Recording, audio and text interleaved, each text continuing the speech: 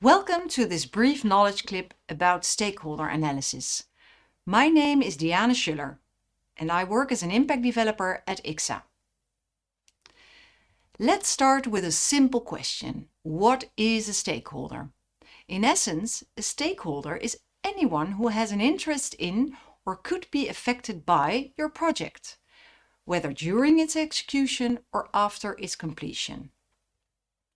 In other words, anyone with a stake in your project is considered a stakeholder. Stakeholders are both to be found externally but also internally, and they can influence your whole project or part of your project. This influence can be either positive or negative on the achievement of the project. That's why it's important to actively involve and monitor stakeholders. But more about this later. Now, let's think about who your potential stakeholders are. Think, for example, about the general public, companies, industry, but also government and social organizations like museums and care organizations, and of course, your own knowledge institute or department. If the stakeholder is a large organization or institution, make sure you do identify the right point of contact, whether it's a decision maker, influencer, or budget holder. For instance, in healthcare, you have different stakeholders with different positions: doctors, patients, insurance companies, or policy officers, or the management. How to identify your stakeholders? Answering the following questions can help you in this process. Who can use your research results? Who will be affected by these results? Positively, but maybe also negatively. Who can benefit from the outcome of your research? Who will be delivering the data or input you need? Who will be working with your output? In identifying your stakeholders, it's good practice to take the following 3 steps. You can do this during a brainstorm led by you, together with your project team. 1. Start by making a long list of possible stakeholders and write them down, for example, on a post-it. 2. Identify who your most important stakeholders are, so that you know what you should focus on and what to do next. 3. Ensure that you develop a good understanding of these stakeholders. What is within their power or influence, and what are their interests? The best way to figure out what their interests are is to start to talk to them, of course.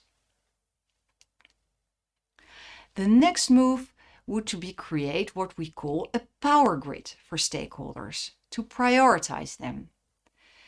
The principle is this: take your post-its with your stakeholders and start positioning them on the grid. The grid helps you with allocating the different approaches you will need to take regarding these stakeholders. High power, highly interested stakeholders, manage closely. These stakeholders are likely to be decision makers and have the biggest impact on your project's success, because they are the key players. You need to keep these stakeholders really close. You have to manage their expectations. High power, less interested stakeholders. Keep satisfied. Be sure to put enough work in these stakeholders to keep them satisfied. By keeping them in the loop, you might nudge them to the right place, even if they may not be so much interested in the outcome of your project. They yield power. These type of stakeholders should be dealt with cautiously, because they might use their power in a negative way if they become unsatisfied. Low power, highly interested stakeholders. Keep informed. Adequately inform these people and talk to them to ensure that no major issues arise. People in this category can often be very helpful with the details of your project, and they can be an ambassador or supporter of your project. The fourth, low power, less interested stakeholders. Monitor. Monitor this group of people and keep them up to date. This group is at the lowest priority level in terms of your stakeholder management activities. Other things that are important to think about. Find the right person and think about their position. Is this person a decision maker, an influencer, or a budget holder? And how to find them? Via existing connections, professors, colleagues, co-researchers, the manager, directors, but also LinkedIn, websites, and maybe also friends and family. They maybe also work in very interesting companies or organizations. Your network is much bigger than you usually think. 2. Try to understand what drives this person. What are their interests and how can they affect or impact or contribute and influence your project? 3. Contact people directly via mail or phone and go to conferences, meetings, etc. to network, and always have a pitch prepared. If you want to learn more about how to connect with stakeholders, watch the knowledge clip Networking. If you have any questions about how to make a stakeholder analysis or how to reach out to the right stakeholder, please contact us.